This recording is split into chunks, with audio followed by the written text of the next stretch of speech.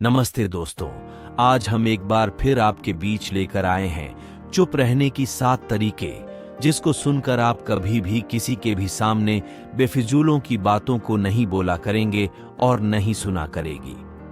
चलिए शुरू करते हैं आज की हमारी यह चुप रहने के 7 तरीके। चुप रहना सीखे। चुप रहने के फायदे। आज हम एक ऐसी दुनिया में जी रहे हैं जिसके चारों तरफ टेक्नोलॉजी है, जिसके चलते चारों तरफ शोर शराबा भागदौड़ है, जहां एकांत और खामोशी की बहुत बड़ी खासियत है। चुप रहने के अपने अनेक फायदे होते हैं जो हमारे लिए दिमागी रूप से और शारीरिक रूप से बहुत फायदेमंद होते हैं। चुप रहने से व्यक्ति के सोचने समझने की शक्ति भी बढ़ती है। ऐसा नहीं है कि आपको बिल्कुल बोलना ही नहीं है, इसका मतलब है कि आपको कम बोलना है। तो आइए जानते हैं क्या फायदे हैं आपके चुप रहने के। 1. सोचने की शक्ति बढ़ना। ज्यादा बोलने की आदत बहुत बेकार होती है। इसकी वजह से आप यह नहीं सोच सकते कि आपको कब कौन से शब्द का इस्तेमाल करना है और कब क्या बोलना है। कम बोलने से आपके सोचने समझने की शक्ति बढ़ती है, जिससे आप यह समझ सकते हैं कि कब कौन सी जगह क्या बोलना है और क्या नहीं बोलना। 2. नकारात्मकता का न आना। यदि आपको भी बिना बात के लोगों से बात करने की आदत है, तो इस आदत को छोड़ दीजिए। यह आपकी सेहत के लिए और दिमाग के लिए बिल्कुल ठीक नहीं है, क्योंकि ऐसा होता है कि हमें ज्यादातर नकारात्मक लोग मिलते हैं। हम उनसे बात करेंगे तो हमारे दिमाग में भी नकारात्मकता आ जाती है। अगर आपको बात करनी है तो आप पॉजिटिव लोगों से बात कीजिए, जिससे आपका भी माइंडसेट पॉजिटिव हो सके। 3. दिमाग तेज होना।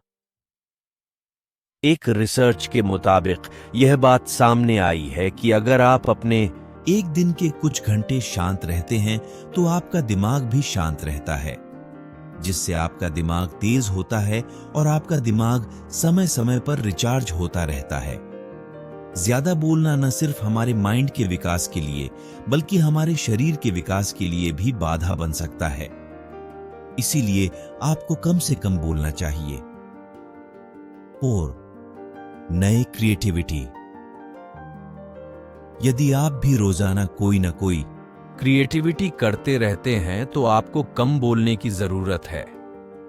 आप ज्यादा बोलेंगे तो आपके अंदर की क्रिएटिविटी खत्म होने लगेगी, क्योंकि ज्यादा बोलने से हमारा दिमाग शांत नहीं होता और क्रिएटिविटी शांत दिमाग में ही आती है। ऐसे नहीं है कि आपको बिल्कुल ही साइलेंट रहना है, बोलिए, लेकिन बहुत कम, जहां आपकी जरूरत हो सिर्फ वहां पर बोलना चाहिए। 5. मानसिक रूप से स्वस्थ रहना। लोग बेवजह ही किसी ना किसी टॉपिक पर बेमतलब की बात करते हैं, चाहे वह किसी की बुराई हो या फिर कोई और चीज, जिससे हमारे दिमाग में नकारात्मकता आती है और हमारा दिमाग स्वस्थ नहीं रहता।